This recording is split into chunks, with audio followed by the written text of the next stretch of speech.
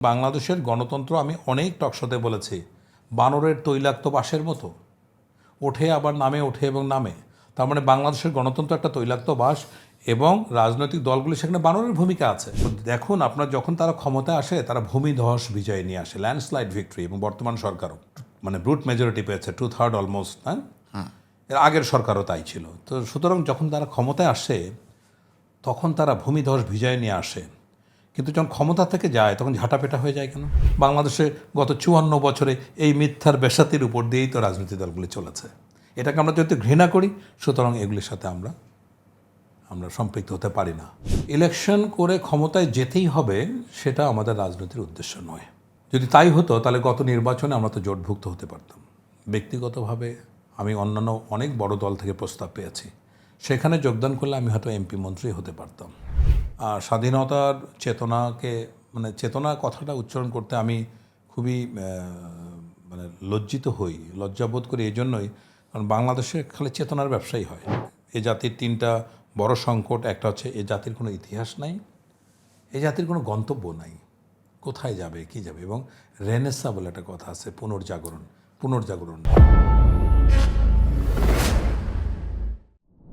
আপনার যে জন্ম, বেড়ে ওঠা, শৈশব এবং কৈশোর বা আপনার পেশাগত জীবন সম্পর্কে একটু বলুন।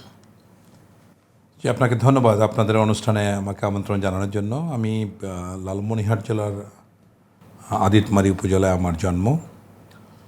তো শৈশব আমার ক্লাস 7 পর্যন্ত আমি আমার এলাকায় স্কুল আছে, সেটাতে আমি পড়াশোনা করেছি।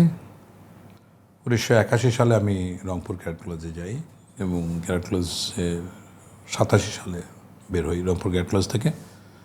তারপরে 88 সালে সেনাবাহিনীতে যোগদান করি। প্রশিক্ষণ সহ প্রায় 34 বছর আমি সেনাবাহিনীতে চাকরি করেছি এবং সর্বশেষ আমি ন্যাশনাল ডিফেন্স কলেজের আর্ম ফোর্সেস ওয়ার কোর্স একটা কোর্স আছে, এটার আমি প্রধান প্রশিক্ষক হিসাবে ছিলাম। এবং 2022 সালে আমি ব্যক্তিগত বঞ্চনার কারণে আমি স্বেচ্ছা অবসরে চলে আসি। তারপরে রাজনৈতিক দল গঠনের একটা সিদ্ধান্ত নেই এবং জনতার দল নামে একটি রাজনৈতিক দল প্রতিষ্ঠা করতে সক্ষম হয়েছে, আলহামদুলিল্লাহ। সকল প্রশংসা আল্লাহ তাআলার। আপনারা তো নিবন্ধিত রাজনৈতিক দল। জি, সারা বাংলাদেশে আপনাদের কি নিবন্ধনের যে শর্ত, সে অনুযায়ী কমিটি বা অফিস সব কিছু কি শর্ত পূরণ হয়েছে? জি, সব কিছু শর্ত পূরণ করেছি আমরা, আলহামদুলিল্লাহ। যে নির্বাচন কমিশন, অন্তর্বর্তীকালীন সরকারের সময় নির্বাচন কমিশনের বেঁধে দেওয়া, আগে আরপিওতে একই ধরনের চাহিদা ছিল বা রিকোয়ারমেন্ট দেওয়া ছিল, কিন্তু পূর্বতন রাজনৈতিক দলগুলি সবগুলি মেনে চলেছে বলে আমার ধারণা হয় না বা আমি মনে করি না। কিন্তু আমরা যখন নির্বাচন রেজিস্ট্রেশনের দল হিসাবে রেজিস্ট্রেশন আবেদন করলাম, তারপরে নির্বাচন কমিশন অত্যন্ত কঠোরভাবে এটা নিয়ম মেনে তারা অনুসরণ করতে আমাদেরকে বাধ্য করেছেন, বা তারা আমাদের সহযোগিতা করেছেন বলতে এইভাবে যে প্রায় 4 পর্বে আমাদের নির্বাচন কমিশন সুযোগ দিয়েছেন বলে আমরা শেষ পর্যন্ত 100টি উপজেলায় এবং 22টি জেলায় আমাদের অফিস এবং 1টি করে উপজেলায় 200 করে সদস্য অন্তর্ভুক্তি সব কিছু মিলে আমরা পাশ করেছি বলে আমাদেরকে নিবন্ধন দিয়েছে। তো প্রায় 142টা দল কিন্তু আপনার নিবন্ধন প্রক্রিয়ার ছিল, তার মধ্যে মাত্র 2টো দল আমরা নিবন্ধন পেয়েছি, আমরা আম জনতার দল, এই 2টা দল আমরা নিবন্ধন পেয়েছি। সুতরাং আমি বলতে পারি যে আমাদেরটা সঠিক 100% শর্ত পূরণ করা নিবন্ধিত দল, কোনো সন্দেহ নেই। এবং আমাদের মতো কষ্ট করে খুব কম দলই বাংলাদেশে নিবন্ধন পেয়েছে। কবে থেকে আপনারা এটার কাজ শুরু করলেন? 2022? আমাদের দলের আত্মপ্রকাশ আমরা করেছি 20 মার্চ 2025-এ। আমরা নিবন্ধন প্রক্রিয়া সম্পন্ন করে আমরা যেদিন নিবন্ধন পাই, আমরা 60তম নিবন্ধিত রাজনৈতিক দল, যেদিন গত সংসদ নির্বাচনের তফসিল ঘোষণা করা হয়েছে একই দিনে। সুতরাং আমাদের নিবন্ধন প্রাপ্তির পরে আমরা মাত্র 32 দিন সময় পেয়েছি এই নির্বাচনে অংশগ্রহণ করার জন্য, গত নির্বাচনে অংশগ্রহণ করার জন্য। আপনি কত সালে রিজাইন করলেন? আমি 2022-এ যখন আপনারা রাজনৈতিক কার্যক্রম শুরু করলেন, তখন কি আপনি সার্ভিসে ছিলেন? না, এটা তো প্রশ্নই ওঠে না, এটার কোনো সুযোগও নেই। সো রাজনীতি আমি সরাসরি শুরু করেছি আমি চাকরি থেকে অবসরে যাওয়ার পরে। সেনাবাহিনী যে কোনো সরকারি চাকরি থেকে শেষ করার সময় পিএলআর বা এলপিআর বলে একটা কথা আপনারা তো জানেন, যেটা অবসর পূর্ববর্তী চাকরি বলা হয়। তো আমি সেটা সারেন্ডার করেছি। সুতরাং যখন আমি সারেন্ডার করেছি তখন আমার জন্য রাজনীতি করতে আর কোনো আইনি বাধা থাকার কথা না বা ছিল না। সেই জন্য আমি 15ই নভেম্বর স্বেচ্ছা অবসরে যাই। সো ডিসেম্বরের 22 ডিসেম্বরের 1 তারিখ থেকে আমি সম্পূর্ণরূপে স্বাধীন এবং আমি আমার রাজনৈতিক কর্মকাণ্ড পরিচালনায় কোনো ধরনের আইনি বাধা নিষেধ ছিল না।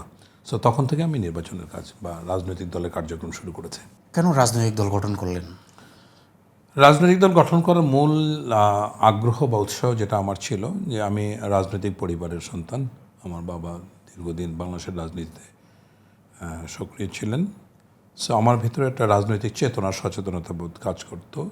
তো সেখান থেকে মনে করলাম যে গত 54 বছর 55 বছরে বাংলাদেশে যে রাজনৈতিক প্রবাহ, তাতে আমার মনে হয়েছে যে কোনো দল কোনো নেতাই জন আকাঙ্ক্ষা পূরণ করতে পারেননি। সো এই একটা জায়গায় আমরা একটা গুণগত পরিবর্তন আনতে চাই। সো আমাদের যারা জনতার দলে যারা আছেন, এটা বাইরে হয়তো বা অনেকে জানেন এভাবে যে এটা অবসরপ্রাপ্ত সশস্ত্র বাহিনীর অফিসারদের নেতৃত্বে গঠিত একটা দল, যদিও আমাদের বিভিন্ন পেশার মানুষ আমাদের দলে আছেন। আমরা এখানে দুটো জিনিস চিন্তা করেছি। এক হলো যে দেশ আমাদের অনেক কিছু দিয়েছে, বাংলাদেশ গরিব দেশ। এই দেশের কাছে আমরা অনেক কিছু পেয়েছি, কিন্তু আমরা সে তুলনায় দেশকে কোনো কিছু রিটার্ন করিনি। সো আমাদের একটা মৌলিক প্রশ্ন, যেটা মার্কিন প্রেসিডেন্টের একটা ইতি ছিল যে ask not what country has given to you, ask what you have given to the country. So এই একটা জায়গা আমাদের প্রচণ্ড মোটিভেশনাল একটা জায়গা ছিল। দ্বিতীয়ত ছিল যে আমরা এই যে গতানুগতিক গত 54 বছর রাজনীতিতে মানুষের কেন ভাগ্য পরিবর্তন হলো না, কেন বাংলাদেশ সমৃদ্ধিশীল রাষ্ট্র হলো না, এখানে আমরা অনুভব করেছি যে সৎ সাহসী দেশপ্রেমিক নেতৃত্ব বাংলাদেশ পায়নি, বঞ্চিত হয়েছে। তো এই একটা জায়গায় যদি আমরা এরকম একটা নেতৃত্ব আনতে পারি, আমরা যদি এরকম একটা প্ল্যাটফর্ম তৈরি করতে পারি, আর আমাদের রাজনীতির মূল উদ্দেশ্য আমাদের পরবর্তী প্রজন্ম, আমরা ইলেকশন নিয়ে কাজ করি না, আমাদের কাজ হচ্ছে পরবর্তী প্রজন্মকে নিয়ে কাজ করার জন্য। সো প্রতি বছর বাংলাদেশে প্রায় 5 লক্ষ শিক্ষিত বেকার সংযুক্ত হচ্ছে, বেকারত্বের যে হার বাড়ছে, কিন্তু সেখানে কারো কোনো নজরদারি নাই, কারো কোনো পরিকল্পনা নেই। আমরা এই একটা জায়গায় আমরা মনে করি যে আমাদের অনেক কিছু করার আছে। এ বাদে প্রবাসীদের নিয়ে, শ্রমিকদের নিয়ে, গার্মেন্টসকে নিয়ে, বা রাষ্ট্রীয় যে রাজনৈতিক কাঠামো, এটা এত বেশি অনিয়ম, দুর্নীতি, কুসংস্কারে ভরে গেছে যে এখান থেকে যদি আমরা বের হয়ে আসতে না পারি, তাহলে এই জাতির ভবিষ্যৎ বলে আমরা কিছু আছে বলে আমরা মনে করছি না। ভবিষ্যৎ রীতিমতো অন্ধকার। এই একটা জায়গায় আমরা সৎ, সাহসী এবং দেশপ্রেমিক নেতৃত্বের সন্ধানে আমরা এই দলটা গঠন করেছি। আপনি একটা কথা বললেন যে ইলেকশন নিয়ে আপনারা কাজ করেন না, তাহলে আপনারা রাজনৈতিক দল হিসেবে আপনাদের লক্ষ্য কি আসলে? দিন শেষে আপনারা ক্ষমতায় যেতে চান না? ইলেকশন করে ক্ষমতায় যেতেই হবে, সেটা আমাদের রাজনীতির উদ্দেশ্য নয়। যদি তাই হতো তাহলে গত নির্বাচনে আমরা তো জোটভুক্ত হতে পারতাম। ব্যক্তিগতভাবে আমি অন্যান্য অনেক বড় দল থেকে প্রস্তাব পেয়েছি, সেখানে যোগদান করলে আমি হয়তো এমপি মন্ত্রী হতে পারতাম। কিন্তু আমি একটা কারণে এটাতে সম্মত হইনি, যে যদি এভাবে আমরা একই পদ্ধতি ফলো করি, তাহলে তো ভবিষ্যৎ একই দিকে যাবে, সেখানে নতুনত্ব কিছু বের হয়ে আসবে না। সুতরাং আমরা এককভাবে অনেক লোভ লালসাকে পায়ে মারিয়ে আমরা এককভাবে নির্বাচন করার সিদ্ধান্ত নিয়েছি।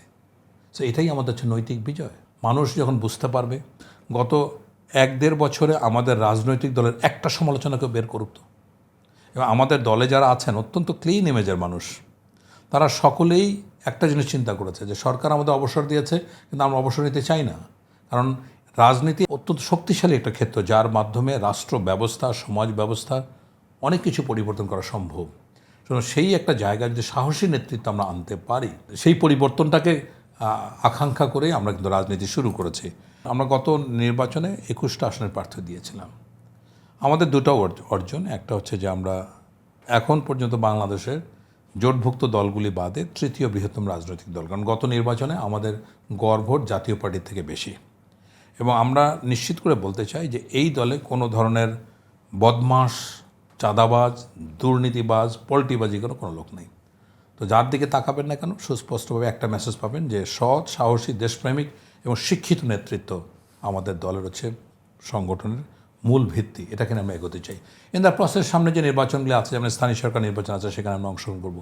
সামনের পার্লামেন্ট নির্বাচন যখন আমরা করবো, তাতে আমাদের যদি 2টা আসনও পাই আমরা সন্তুষ্ট। যদি 5টা পাই, 10টা পাই, তাহলে তো কোনো কথাই নেই, বা 50টা পাই, কোনো কথা নেই। কিন্তু কথা হলো এই আসনের জন্য, এমপি হওয়ার জন্য, মন্ত্রী হওয়ার জন্য আমি অনেক কিছু নৈতিকতার সাথে আপোষ করব, সে ধারণায় আমরা বিশ্বাস করি না। আমরা সেখান থেকে বের আসতে চাই। আচ্ছা, আপনারা নির্বাচন করতে চান, ক্ষমতায় যেতে চান, কিন্তু নৈতিকতার সাথে আপোষ করে না। আপোষ না করে আমাদের দলের উত্তর, দক্ষিণ, পূর্ব, পশ্চিম, ঊর্ধ্ব, অধ সব ক্ষেত্রে আমাদের স্বার্থ শুধুমাত্র বাংলাদেশ কেন্দ্রিক। কিন্তু নির্বাচনটা আপনাদের মূল লক্ষ্য নয়। মূল লক্ষ্য নয়। মূল লক্ষ্য হলে তো নির্বাচনের পরিভাষার সুন্দর সুন্দর কথা, ইশতেহারে মনোলোভা, সব আকর্ষণ করার মতো প্রতিশ্রুতি, এগুলো তো সব বাংলাদেশে গত 54 বছরে এই মিথ্যার বেসাতির উপর দিয়েই তো রাজনৈতিক দলগুলি চলেছে। এটাকে আমরা যেহেতু ঘৃণা করি, সুতরাং এগুলির সাথে আমরা সম্পৃক্ত হতে পারি না। ইন দ্য প্রসেস নির্বাচন হচ্ছে গণতান্ত্রিক প্রক্রিয়ার একটা প্রসেস। তো যখন সুযোগ আসবে তখন আমরা করব। আমরা প্রমাণ করতে চাই, যদি বাংলাদেশের সংসদে কখনো আমাদের দল থেকে 5 জনও যদি সদস্য যায়, আমরা প্রমাণ করে দিতে চাই এই 5 জনকে বাংলাদেশ কখনো দেখেনি। তাদের শিক্ষা, তাদের দেশপ্রেম, তাদের আদর্শ, তাদের নৈতিক চরিত্র কোনোটাই বাংলাদেশ কখনো দেখেনি। এরকম নেতাই আমরা তৈরি করতে চাই ইনশাল্লাহ। আমরা যেটা জানি সেটা হলো, একটা রাজনৈতিক দলের মূল লক্ষ্য থেকে সাধারণত আমরা যেটা দেখি প্রচলিত রাজনীতিতে, নির্বাচন করে ক্ষমতায় গিয়ে তারপরে মানুষের জন্য কাজ করা। আপনার যেহেতু মূল লক্ষ্যটা আপনি নির্বাচন নয় বলছেন, তাহলে আপনি ক্ষমতায় গিয়ে রাষ্ট্র ক্ষমতা থেকে মানুষের সেবা করা বা মানুষের জন্য কাজ করা, এটা একটা জায়গায় গেলো। যেহেতু নির্বাচন মূল লক্ষ্য যদি না হয়, তাহলে এর বাইরে আপনি কি রাজনীতি করতে চান, কি কাজ করতে পারবেন আপনি? রাজনীতি করতে হলে যে আপনার ক্ষমতায় যেতে হবে তা কেন? আমরা এখন বাংলাদেশের মানুষকে বোঝাতে চাই যে গত 54 বছরে তো আপনারা অনেক বড় দল পেয়েছেন, অনেক বড় নেতা পেয়েছেন, অনেক বড় বড় রাষ্ট্রনায়ক পেয়েছেন। তাহলে বাংলাদেশের অবস্থা এত সঙ্গীন কেন? দেখুন, বাংলাদেশের গণতন্ত্র, আমি অনেক টকশোতে বলেছি, বানরের তৈলাক্ত বাঁশের মতো, ওঠে আবার নামে, ওঠে এবং নামে। তার মানে বাংলাদেশের গণতন্ত্র একটা তৈলাক্ত বাঁশ, এবং রাজনৈতিক দলগুলি সেখানে বানরের ভূমিকা আছে। গত 5ই অগাস্ট 2024 যখন সরকার পতন হলো, আবার গণতন্ত্র সেই গ্রাউন্ড জিরোতে গিয়ে পৌঁছালো। তাহলে গত 54 বছরে কেন আমরা গণতান্ত্রিক রাষ্ট্র হিসেবে বিকশিত হতে পারলাম না? এর কারণ হচ্ছে আপনার সৎ, সাহসী, দেশপ্রেমিক নেতৃত্বের অভাব। আমরা এই নেতৃত্বটা প্রোভাইড করতে চাই, এবং জনগণকে তো দোষারোপের কোনো সুযোগ নাই। কারণ যে রাজনৈতিক দল সামনে এসছে, তারা এত সুন্দর কথা বলেছে, এত প্রতিশ্রুতি দিয়েছে, বিমোহিত করে ফেলেছে, বাট যখন তারা ক্ষমতায় গেছে সব কিছু ভুলে গেছে। সো এই সবরিত চরিত্র থেকে আমরা বের হয়ে আসতে চাই। এতে যদি আমাদের 5 বছর লাগবে, 10 বছর লাগবে, ইভেন আমাদের এক জীবনেও যদি না হয়, কোনো অসুবিধা নেই। আমরা একটা ধারা সৃষ্টি করতে চাই। মানে রাজনীতি কি ওয়ান ওয়ে টিকিট হওয়া উচিত না? আমরা তো রাউন্ড টিকিট বানিয়েছি, যখন যখন সুবিধা সেখানে যাচ্ছি। আপনি গত নির্বাচনে দেখুন, কত রাজনৈতিক দল তাদের এন্টিটি বিসর্জন দিয়ে, শুধুমাত্র এমপি এবং মন্ত্রী হওয়ার জন্য দল বিসর্জন দিল, দল গায়েব করে দিল, তারপর ওই সব দলে গিয়ে যোগদান করলো, তাই না? এমপি হলো, মন্ত্রী হলো। তাহলে কি আপনার কাছে কোনটা বেশি, মানে ক্ষমতা প্রিয় বেশি, নাকি দেশের স্বার্থ আপনি কি ইয়ে করেন? সারা জীবনের যে মুক্তিযোদ্ধা, সে গিয়ে জামাতে ইসলামে যোগদান করলো, জামাতে ইসলামে সারা জীবন যারা ইয়ে করেছে, সে গিয়ে বিএনপিতে যোগদান করলো। তার মানে কি, ক্ষমতায় যাওয়া, পার্লামেন্টে যাওয়া, এমপি হয় তাদের মূল লক্ষ্য। এই প্রসেসটাই তো গত 54 বছর চলে আসে। ব্যতিক্রম কোনো ধারা লক্ষ্য করেছেন? এই যে আপনার বামপন্থী যারা মানে রাজনীতিবিদ ছিলেন বাংলাদেশ, সারা জীবন দেখলো কিছুই করতে পারলো না, শেষ সময় গিয়ে তারা গিয়ে আওয়ামী সরকারের সাথে যোগদান করে এমপি মন্ত্রী হলেন। তাদের ভবিষ্যৎ কি? এখনও তো আছে দল বিলুপ্ত করে, মহাসচিব এক দলে, চেয়ারম্যান আরেক দলে। তাহলে এই যে এটার উদ্দেশ্যটা কি? উদ্দেশ্য হচ্ছে একটা মাত্র, ক্ষমতায় যাওয়া বা এমপি হওয়া। তা এইটা খুবই ঘৃণিত একটা অবস্থান বলে আমরা মনে করছি। এই জন্য আমরা এই গড্ডালিকা প্রবাহে আমরা গা বসাতে চাই না। আমাদের লক্ষ্য হচ্ছে একটা সুষ্ঠু জনকল্যাণমুখী বাংলাদেশের জন্য কাজ করে যাওয়া। এখানে সাফল্য যেদিন আসবে, না আসলে আমরা কোনো দিন ব্যথিত হব না। এই সেগমেন্টের সর্বশেষ প্রশ্ন, যে আমরা সাধারণত শুনে থাকি যে election is the god of politics. আমরা সেটা দেখলাম যে বাংলাদেশের নির্বাচনের সময় অনেক রাজনৈতিক দল নিজেদের বিলুপ্ত করে হলেও ক্ষমতায় যাওয়ার চেষ্টা করলো। এই নির্বাচনে অনেক সমীকরণ স্পষ্ট হয়ে যায়, কে টিকে থাকবে, কে টিকে থাকবে না। অনেকে বলে থাকেন যে রাজনীতি আর সমাজ সংস্কার এক না। রাজনীতির ব্যাপারটা দিন শেষে ক্ষমতায় যাওয়া, আদর্শের কথাবার্তা এগুলো সমাজ সংস্কার ধর্মের কথা।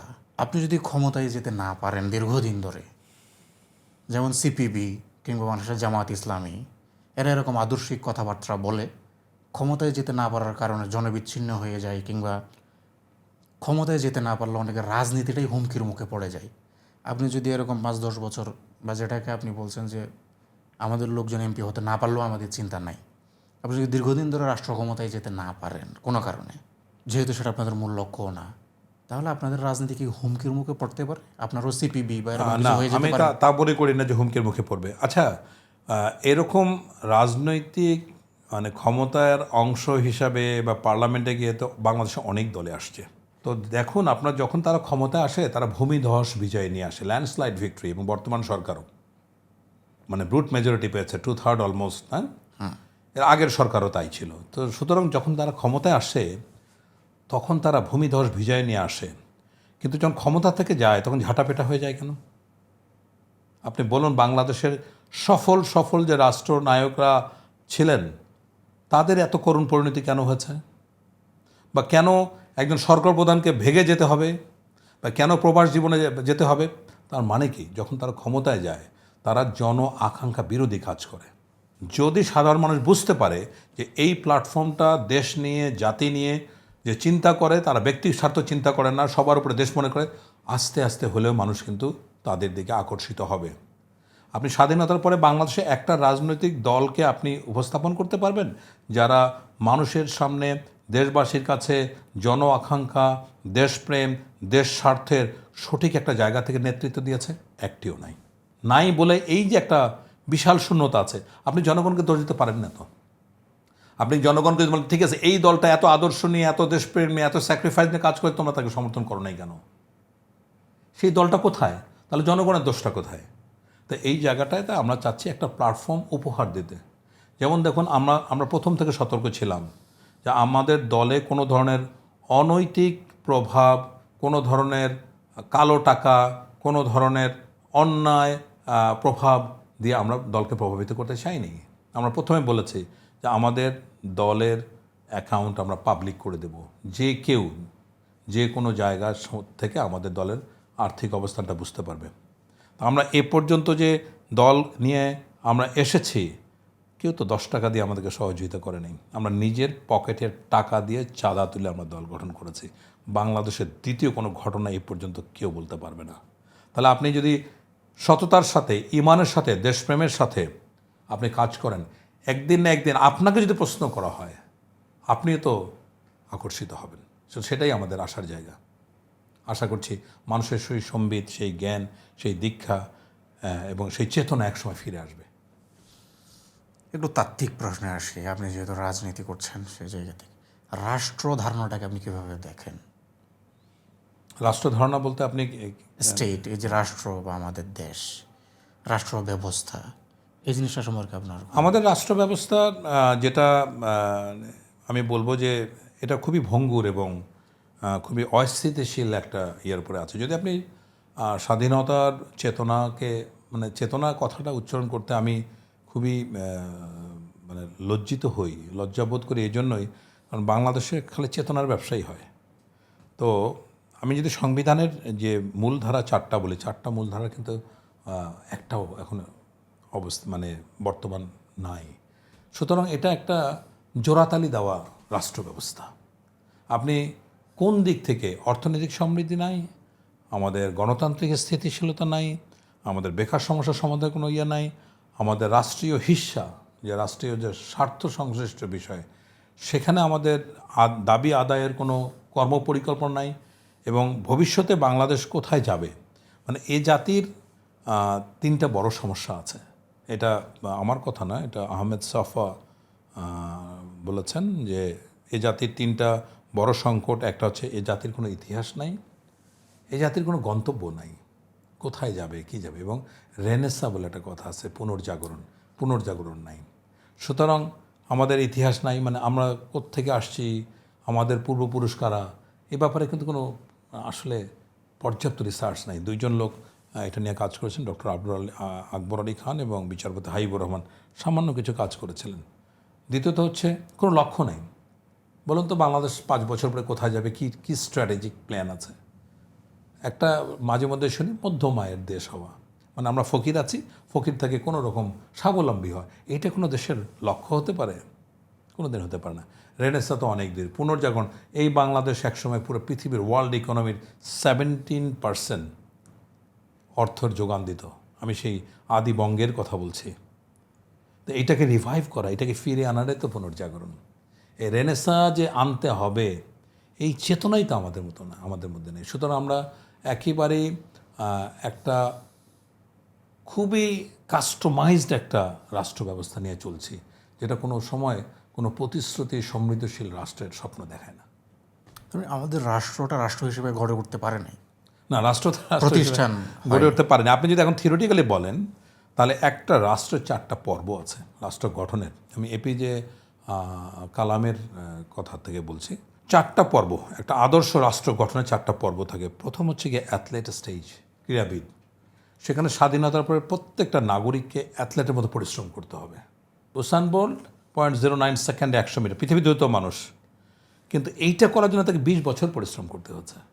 সো এরকম বলছে যে রাষ্ট্র গঠনের প্রথম পর্বে অ্যাথলেট স্টেজ, সবাইকে অ্যাথলেটের কাজ করে। সেকেন্ড হচ্ছে ওয়ারিয়ার স্টেজ। ওয়ারিয়ার স্টেজ মানে হচ্ছে সৈনিকের মতো, কোথাও হাঁটবে, কোথাও ঘুমাবে, কোথাও দৌড়াবে, কোথাও ফাইট করবে, কোথাও ক্রল করবে।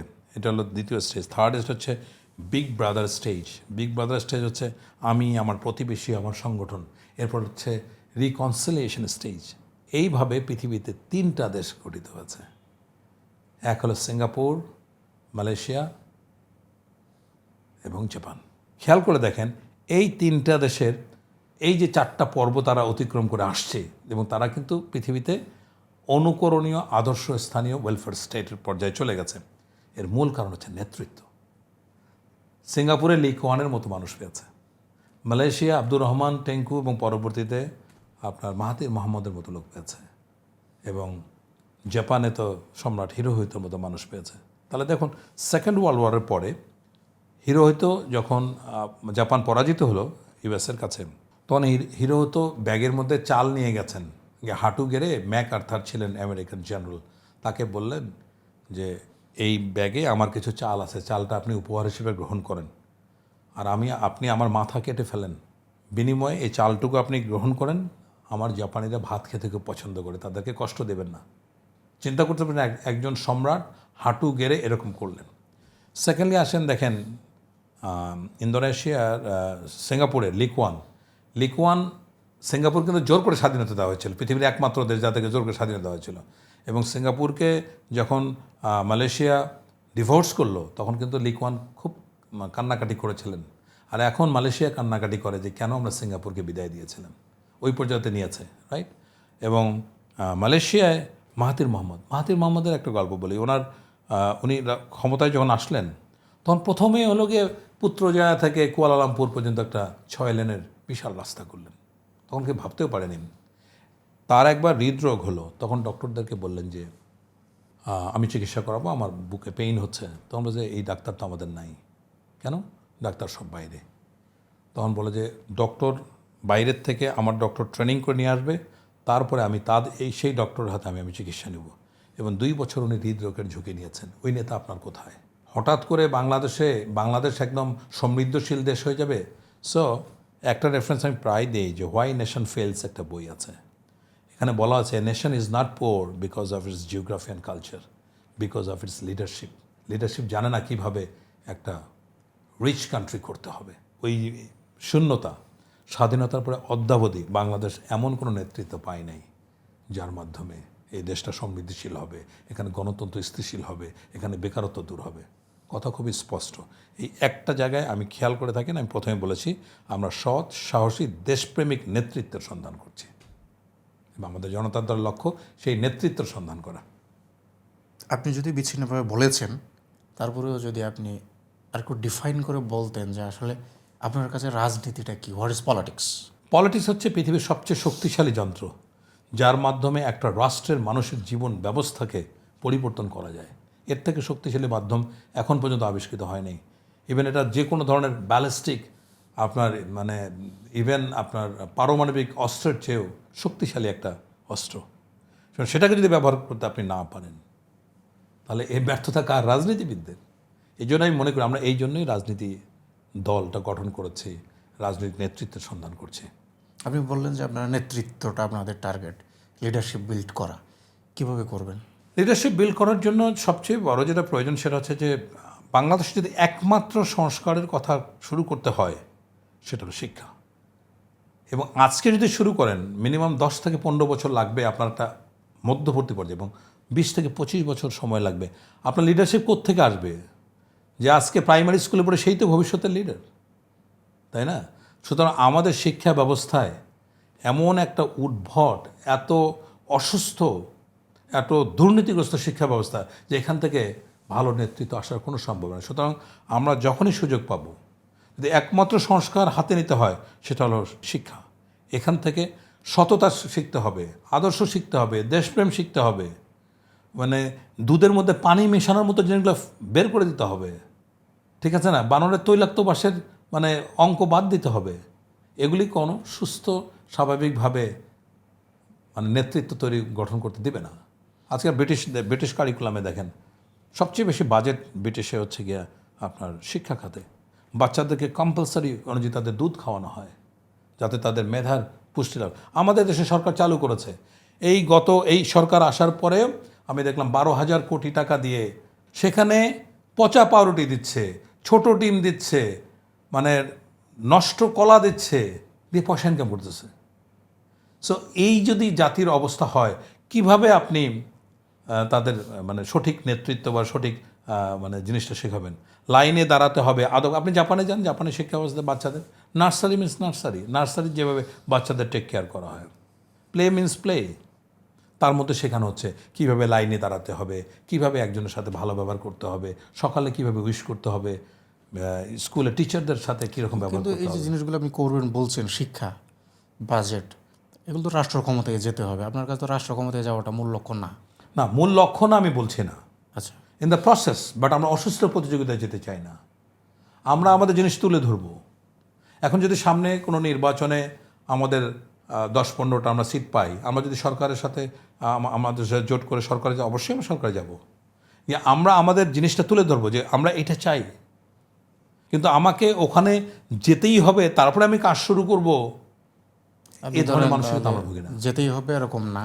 তাহলে আপনার মূল জায়গাটা লিডারশিপ বিল্ড আপ করা। লিডারশিপ, আপনি লিডারশিপ ঠিক করেন। ওই যে বললাম ওয়াই নেশন ফেলস বইয়ের যে উদাহরণ, আপনি বলেন যে কীভাবে করবেন, সেক্ষেত্রে আপনি শিক্ষা হচ্ছে আমাদের 1 নম্বর টার্গেট। এটার জন্য তো ক্ষমতায় যেতে হবে। ক্ষমতায় না গিয়ে কীভাবে করবেন আপনি? আমরা প্রচার করব, আমাদের জিনিসগুলো তুলে ধরবো। আমরা আমাদের ব্যক্তিগত জায়গায়, আমাদের নিজ নিজ জায়গা থেকে আমরা কাজ শুরু করবো। যেন আমি আমার নির্বাচনী এলাকায় আমি 2টা শিক্ষা প্রতিষ্ঠান দেখাশোনা করি। সেখানে আমি দুপুরের খাবারের অ্যারেঞ্জমেন্ট করেছিলাম। আমি সেখানে কোকারিকুলার অ্যাক্টিভিটিসকে বাড়ানো যায় এটা নিয়ে কাজ করেছিলাম। দেখলাম প্রতিষ্ঠানটা ভালো আসে। এভাবে আমি আমার জায়গায় করব, তারপরে আস্তে আস্তে এই মডেলটা আমরা ছড়িয়ে দেওয়ার চেষ্টা করবো। ফান্ডসের একটা ব্যাপার থাকবে, ফান্ড থেকে আসবে এটা। ফান্ড শোনেন, এই ফান্ডের প্রবলেম থাকবে, বিরোধিতা থাকবে, সমালোচনা থাকবে, এগুলি থাকবেই। কিন্তু আপনাকে এন্টারপ্রেনার হিসেবে কাজ করতে হবে। Entrepreneur is something which is not copying. হ্যাঁ, এটা কিন্তু কপি করা নয়। Entrepreneur is something new which is not done before anyone. এবং এন্টারপ্রেনারের একটা মূল লক্ষ্য হচ্ছে কখনো সে লক্ষ্য থেকে বিচ্যুত হবে না, ঠিক আছে?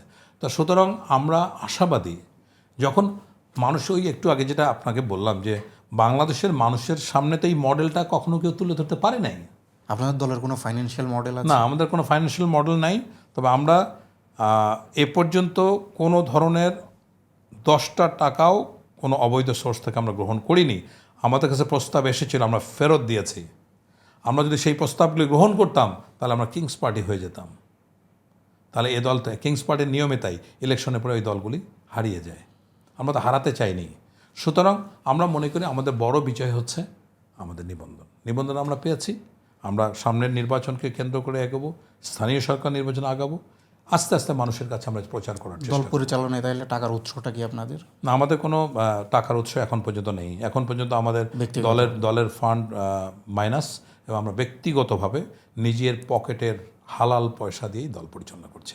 যে সকল বিষয়কে আপনি প্রবলেম হিসেবে ডিফাইন করছেন, বেকারত্ব বলেন, লিডারশিপ না থাকা, এগুলো নিয়ে কি আপনারা কোনো গবেষণা, বাংলাদেশে কোনো স্টাডি করেছেন? না, আমরা কেবল জাস্ট নির্বাচন তো হলো আমাদের কিছুদিন আগে, আমরা এই কাজ নির্বাচন পরবর্তীতে আমরা কেবল এখন তৃণমূল লেভেলে সংগঠন করার চেষ্টা করছি। আমাদের এক্সপার্টিস আছে, যেমন আমাদের শিক্ষিত বেকারদের নিয়ে কাজ করার জন্য আমাদের একজন গবেষক আছেন, যিনি মার্কিন যুক্তরাষ্ট্রে আছেন, এবং তার শিক্ষিত বেকারত্ব নিয়ে কাজ করার অলরেডি উনি কাজ করছেন, যেখানে আমরা দেখতে পাচ্ছি যে আগামী 20 বছরের মধ্যে বাংলাদেশে প্রায় 1 কোটি শিক্ষিত বেকার তৈরি হবে। সুতরাং এই 1 কোটি শিক্ষিত বেকারের কর্মসংস্থানের জন্য আমরা এআই, ফ্রিল্যান্সিং এই জায়গাগুলো নিয়ে কাজ করার চেষ্টা করছি। এগুলো নিয়ে এটা সহজ কথা না। এই যে বর্তমান সরকার বলছে আগামী 5 বছরে 1 কোটি বেকারত্বের সমাধান করবে। যদি সম্ভব হয় আমি রাজনীতি ছেড়ে দেব। এত সহজ নয়। বাংলাদেশের মতো দেশে এত সহজ, এত ঘোষণা দিয়ে কাজ করা এত সহজ নয়। আপনাকে দেখাতে হবে কী পরিকল্পনা আপনার আছে। আপনি 100 জন 500 জন শিক্ষিত বেকারে কী সংস্থা, সেই তদন্ত আমাকে, সেই রিপোর্ট আমাদেরকে দাখিল করেন। সুতরাং কথার রাজনীতি আমরা করতে চাই না, আমরা দায়িত্ব নিয়ে কাজ করতে চাই, কোনো প্রতিশ্রুতি নয়। আপনারা যেহেতু রাজনৈতিক দল, জনগণের পালস বোঝাটা একটা গুরুত্বপূর্ণ কাজ আপনাদের। এটা বোঝার জন্য আপনারা কিভাবে মানুষের সমস্যা বোঝার চেষ্টা করেন? আপনারা প্রতিনিয়ত আমরা যে ঘটনাগুলো দেখছি, এই যে গতকালকে চট্টগ্রামে যে কি নজল পাইপের জন্য অক্সিজেন, হাই প্রেশার নজল পাইপের জন্য আনতে গিয়ে বাচ্চাটা মারা গেল, এটা বোঝার জন্য কি আপনার রকেট সায়েন্স বোঝার দরকার আছে? আপনি বুঝতে পারছেন না? রাষ্ট্রের এখানে কোনো দায়িত্ব নেই? ইরান, ইসরায়েল, আমেরিকার যে যুদ্ধ হলো, সেখানে আমাদের যে লক্ষ লক্ষ কোটি কোটি আমাদের প্রবাসী ভাই আছে, তাদের নিরাপত্তা কী? তারা তো চাকরি হারাচ্ছে। যারা আসছে তারা দেশে ফিরে যেতে পারছে না, তাদের নিরাপত্তা কী? তাদের ইন্স্যুরেন্স কী? এটা বোঝার জন্য রকেট সায়েন্স বোঝার দরকার আছে? এই অন্তর্বর্তীকালীন সরকার যে কত হাজার হাজার গার্মেন্টস ফ্যাক্টরি বন্ধ হয়ে গেছে, এগুলি চালু করার জন্য কি আপনার বোঝার দরকার আছে? সামনে গঙ্গা চুক্তি যে আসছে, গঙ্গা চুক্তি যে শুভঙ্করের ফাঁকি, আবার আপনি রিনিউয়াল করবেন। মানুষ তো এখন সচেতন, সবাই জানে। সুতরাং এগুলি মানুষের কষ্ট বোঝা কিন্তু ডিফিকাল্ট কিছু না। আপনাকে যদি বলি যে প্রিসাইজলি বাংলাদেশে বর্তমানে 3টা সংকট বলতে পারবেন আপনি? একটা তো বলেন বেকারত্ব, আর 2টা আপনার দৃষ্টিতে? সবচেয়ে বড় সংকট হচ্ছে রাজনৈতিক স্থিতিশীলতা, গণতন্ত্র বলেন না যাই বলেন। দ্বিতীয়ত হচ্ছে আমাদের পররাষ্ট্রনীতির বড় ধরনের পরিবর্তন প্রয়োজন। চোখে চোখ রেখে কথা বলা শিখতে হবে। আমি বলতে চাচ্ছি জনগণের সংকট, জনগণের সমস্যায় আছে। জনগণের সমস্যা প্রথম মৌলিক যদি বলি, প্রথম বেকারত্ব, কোনো সন্দেহ নেই। দ্বিতীয়ত হলো শিক্ষা। শিক্ষাটাকে আমরা সবসময় টপ প্রায়োরিটি, এই এই কি বলবো, যে এই শিক্ষাটা এত বেশি রাষ্ট্রবিরোধী, এত বেশি সংকটময়, যে যেখান থেকে ভালো কোনো প্রোডাক্ট বের হয়ে আসার সম্ভাবনা নেই। তৃতীয়ত হলো হচ্ছে দারিদ্র্য বেড়ে যাচ্ছে, এবং এটা কিন্তু আরও ভবিষ্যতে আরও বাড়তে থাকবে। বেকারত্বের ব্যাপারটা দিনে দিনে প্রকট হচ্ছে। শিক্ষা, বেকারত্ব কানেক্টেড, দারিদ্রতা অনেকটা কানেক্টেড বেকারত্বের সাথে। 3টাতে একটা প্রবলেম হয়ে গেল কিনা? আচ্ছা, এটা প্রত্যেকটাই একটার সাথে আরেকটা সম্পর্কযুক্ত। তার আগে রাজনৈতিক স্থিতিশীলতা, এবং আমি তো বললাম যে নেতৃত্বের সংকট সবচেয়ে বড় সংকট। তো এইটা স্বাধীনতার পরে আপনার নেতৃত্বের সংকট বাংলাদেশকে সবচেয়ে বেশি ভুগিয়েছে। আচ্ছা, আপনারা রাজনৈতিক দল গঠন করার পর এক্সাম্পলারি করেছেন এরকম 1-2টা কাজ বলতে পারেন, যেটা এক্সাম্পল হিসেবে? জি, অবশ্যই করেছি। জি, দেখুন, আমরা প্রথম যে রাজনৈতিক কর্মসূচি দিয়েছি, জাতীয় নিরাপত্তা এবং মৌলিক সামরিক প্রশিক্ষণের উপর আমরা একটা সেমিনার করেছি। আপনার নিজের এক্সপার্টিস আছে বিষয়? জি, এটা আমরা বলেছি জাতীয় নিরাপত্তার ক্ষেত্রে বাংলাদেশের 2টা গড গিফটেড আমাদের নিয়ামত আছে। এক হলো এটার ভূ রাজনৈতিক অবস্থান, এখানে পৃথিবীর অনেক বড় শক্তি ঢুকতে পারবে, বের হতে পারবে না। আর দ্বিতীয় হলো আমাদের 18 কোটি মানুষ, এদেরকে যদি আমরা জাতীয় নিরাপত্তায় সম্পৃক্ত করতে পারি, তাহলে এটা হবে পৃথিবীর একটা শ্রেষ্ঠ ডিফেন্ডিং প্যারাডাইস, কোনো সন্দেহ নেই। এইটা নিয়ে আমাদের প্রথম রাজনৈতিক কর্মসূচি আমরা করেছি। আপনি বাংলাদেশে দেখান কোন রাজনৈতিক দল জাতীয় নিরাপত্তা নিয়ে এই পর্যায়ে কাজ করেছে? একটা না। দ্বিতীয়ত হলো যে আমরা মার্চ ফর প্যালেস্টাইনে আমরা একটা কাজ করেছি। এখানে তো হাজার হাজার লাখ লাখ মানুষ একসাথে হয়ে চিৎকার চেঁচামেচি করেছেন বা আবেদন করেছেন, কিন্তু যারা চাঁদাবাজি তাদেরকে প্যালেস্টাইনে পাঠান, তারা ওখানেও চাঁদাবাজি করবে ওদের উপরে। আমরা যেটা করেছি, আমরা প্যালেস্টাইনের গাজায় আমাদের দলের থেকে আমরা 3000 রুটি পাঠিয়েছিলাম। একটা করে রুটি আমাদের 180 টাকা করে পড়েছে, $1.25। এবং সেখানে আমাদের দলের ভাইস চেয়ারম্যান, আমাদের নৈতিক কমিটির যিনি চেয়ারম্যান মেজর জেনারেল মাহবুব, তিনি গিয়ে এই রুটি বিতরণ কার্যক্রমে অংশগ্রহণ করে। আমাদের সাথে শামসুল হক ফাউন্ডেশন নামে একটা ফাউন্ডেশন জড়িত ছিল। আমরা সেখান থেকে 1000 এতিম বাচ্চা আনার কথা বলেছি। আমাদের কোনো কাজ এ পর্যন্ত একজন মানুষের দুর্ভোগের কারণ হয়নি, সেটা হলো বড় চ্যালেঞ্জ। দ্বিতীয়ত হলো আমাদের একটা কথা, একটা কাজ এ পর্যন্ত বিতর্ক তৈরি করতে পারেনি। আমাদের নেতৃত্বের কোনো ধরনের সমালোচনা এ পর্যন্ত বের করতে পারেনি। 1-1.5 বছরের একটা রাজনৈতিক দলে এর থেকে বেশি আর কি আশা করতে পারে? যেহেতু আপনি মিলিটারি ব্যাকগ্রাউন্ড থেকে আসা, সেনা হস্তক্ষেপ একটা বড় সংকট আমাদের আসলে রাজনীতিতে। পাকিস্তানেও একই ইস্যু আছে, আমরা যারা পাকিস্তানের, কিন্তু ভারতে আমরা সেটা দেখি না বা উন্নত বিশ্বে আমরা দেখি না, এবং আমাদের মানুষই এটা চাই। এই যে গণ অভ্যুত্থানের সময় কিন্তু মানুষ বলছে যে আমরা সেনা শাসন চাই। এক্ষেত্রে এই বিষয়টা নিয়ে আপনি নিজেও যেহেতু মিলিটারি ব্যাকগ্রাউন্ডের, এবং বাংলাদেশের রাজনীতিতে মিলিটারি ব্যাকগ্রাউন্ডের বা মিলিটারি লেগেছে এরকম কারো রাজনীতিতে আমরা সফল হতে দেখেছি, যেমন বিএনপি নিজেই, মেজর জিয়া। এই যে মিলিটারি লেগেছে আমাদের রাজনীতিতে কিংবা সেনা হস্তক্ষেপ, এই জিনিসটাকে আপনি কীভাবে দেখেন? সেনা হস্তক্ষেপের সুযোগটা করে দেয় রাজনৈতিক দলগুলি। কেন কেন সাধারণ মানুষ সেনাবাহিনীকে আমন্ত্রণ জানায় বা খুশি হয় বা মিষ্টি বিতরণ করে? রাজনৈতিক দলগুলি ব্যর্থ হয়েছে বলেই। তো যাই হোক, সে ধারা থেকে 90-এর পরে আমি বলতে পারি যে 90-এর পরে বাংলাদেশের কিন্তু এটা আমূল পরিবর্তন হয়েছে। আপনি গত নির্বাচনে দেখুন, 1-11 ব্যাপার 1-11 পরেও 1-11কে আমি সামরিক সরকার বলবো না, সামরিক সমর্থিত সরকার বলবো। এরশাদের পতনের পরে সেনাবাহিনী কিন্তু সঠিক জায়গা আছে।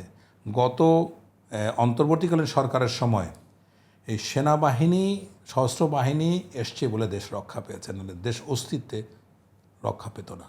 এবং সেখানে প্রথম নির্বাচনের কথা কিন্তু সেনাবাহিনী প্রধানই বলেছেন। গত 24-এর 5ই আগস্টের পরে যদি সেনাবাহিনী ক্ষমতা নিত, পুরো দেশে মিষ্টির বন্যা বয়ে যেত, মিষ্টি খাওয়ানোর চালু যেত। কিন্তু অবশ্যই আমাদের সশস্ত্র বাহিনীকে কৃতিত্ব দিতে হবে, তারাই নির্বাচন করিয়ে দিয়েছে। যেহেতু তারা ক্ষমতা নেয় নাই, সুতরাং তারা স্যালুট পাওয়ার যোগ্য। সুতরাং বারবার জাতি যখনই বিপদে পড়েছে, তখনই কিন্তু সশস্ত্র বাহিনী বাংলাদেশকে উদ্ধারের কাজে এগিয়ে আসছে। সুতরাং আমি মনে করি পাকিস্তানের মতো পরিবেশ এখানে নাই, মিয়ানমারের মতো পরিবেশ এখানে নেই। এখানকার সেনাবাহিনী প্রো পিপল মিলিটারি, মানে জনগণের মুখী, জনগণের বিরোধী কোনো অবস্থান কিন্তু নেয়নি। যদি 5ই আগস্ট সেনাবাহিনী, সশস্ত্র বাহিনী ছাত্রদের পক্ষে না অবস্থান নিত, ঝুঁকি নিয়ে, জীবনের ঝুঁকি নিয়ে, তাহলে আজকের এই বাংলাদেশ আমরা পেতাম না হয়তো বা, তখন অন্য পরিস্থিতি সৃষ্টি হতো। এবং যদি কোনো কারণে 5ই আগস্টের পরে সেনাবাহিনীর এই অবস্থানের নেওয়ার পরেও যদি হাসিনা সরকার টিকে যেত, তাহলে প্রথম কিন্তু ফাঁসির কাজটা ঝুলতে হতো সেনাবাহিনীর প্রধানকে। সো এটা একটা স্যাক্রিফাইস। আপনি যতই সমালোচনা করেন না কেন, সেনাবাহিনীর, কিন্তু একটা জায়গায় বলতে হবে, তারা গণতন্ত্রকে ফিরিয়ে দেওয়ার সবচেয়ে বেশি অবদান রেখেছে সেনাবাহিনী এবং সশস্ত্র বাহিনী। একজন সশস্ত্র বাহিনীর স্বাভাবিক সদস্য হিসাবে, আমার সাবেক সদস্য হিসাবে আমি এটা গর্ববোধ করি। যদি সেনাবাহিনী ক্ষমতা নিত, তাহলে আমি প্রথম তার বিরোধিতা করতাম, বিকজ এটা তাদের কাজ না। শুধু তাদেরকে দায়িত্ব পালন করছে, এখন তারা ব্যারাকে ফিরে যাচ্ছে।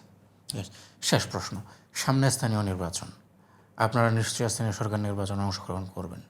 আপনি দলের চেয়ারম্যান হিসেবে স্ট্র্যাটেজিক জায়গা থেকে যদি জানতে চাই, মানুষ যদি জিজ্ঞেস করে প্রিসাইজলি কেন মানুষ আপনাদেরকে ভোট দেবে, মানুষ কেন ভোট দেবে সে প্রশ্নের আগে আমরা কি বা আমরা কী চাই সেটা আমরা তুলে ধরতে চাই। এখন এইটা তুলে ধরার পরে যদি আমরা দেখি আপনার এলাকায় একজন চেয়ারম্যান আমাদের দলে যোগদান করছে, আমরা তার এলাকায় গিয়ে তার পক্ষে প্রচারণা করবো, আমরা তুলে ধরবো যে আমাদের দল এই আমাদের লক্ষ্য, এই আমাদের উদ্দেশ্য। তাতে যদি আমাদের নির্বাচিত ভালো কথা, না হলেও আমাদের কোনো দুঃখ কষ্ট, কারণ মানুষকে সময় দিতে হবে, তো বুঝতে হবে এই বাংলাদেশের মানুষ এত বেশি প্রতারিত, এমন ধোঁকার শিকার হয়েছে বছরের পর বছর, কাউকে বিশ্বাস করতে পারে, তারা বিশ্বাস করতে পারে না। আমি যখন রাজনীতি শুরু করেছি, এই যে আমার সেনাবাহিনীর অনেক সিনিয়র অফিসারের সাথে দেখা হয়, তখন আমি বললাম, তুমি কী করো? যে আমি পলিটিক্স করি। ইউটিউব পলিটিক্সের মতো নোংরা জায়গায় তুমি গেছো। সুতরাং ভালো মানুষ যদি রাজনীতি না আসে, তাহলে আবার প্লেটোর ওই কথাটাই বলতে হয় যে রাজনীতি না করার শাস্তি হলো নিকৃষ্ট এবং নিচু মানুষকে দ্বারা শাসিত হওয়া। এখন বাংলাদেশের মানুষ যদি সারা জীবন নিকৃষ্ট নিচু মানুষকে শাসিত হতে চায়, ইটস দেয়ার চয়েস। জনগণকে তো আপনি দোষারোপ করতে পারবেন। কিন্তু আমার প্রশ্ন হচ্ছে যেটা, যে আমরা তো কোনো রাজনৈতিক দল সুন্দর একটা অবস্থান, নীতি, আদর্শ, দেশপ্রেমের জায়গাটা তাদের সামনে তুলে ধরে নিই। সেই প্রক্রিয়াটা আমরা শুরু করেছি। আশা করছি ইনশাআল্লাহ একসময় আল্লাহ তাআলা আমাদের এই আমাদের এফোর্টটাকে কবুল করবেন। আপনাদের দলের নাম জনতার দল, আশা করি আপনার জনতার জন্য কাজ করবেন মাননীয় চেয়ারম্যান, সময় দেওয়ার জন্য আপনাকে অনেক ধন্যবাদ। আপনাকে অনেক ধন্যবাদ এবং আপনার মাধ্যমে পুরো দেশবাসীকে জানাতে চাই যে জনতার দলের ইশতেহার সহ বিভিন্ন কর্মসূচি আপনারা শুনুন, দেখুন এবং যদি কনভিন্স হন তাহলে আমাদের পাশে দাঁড়ান। আমরা একটি কল্যাণকর জনকল্যাণমূলক রাষ্ট্র ব্যবস্থার স্বপ্ন দেখি। আশা করি সেই স্বপ্ন পূরণ হবে। ধন্যবাদ আপনাকে।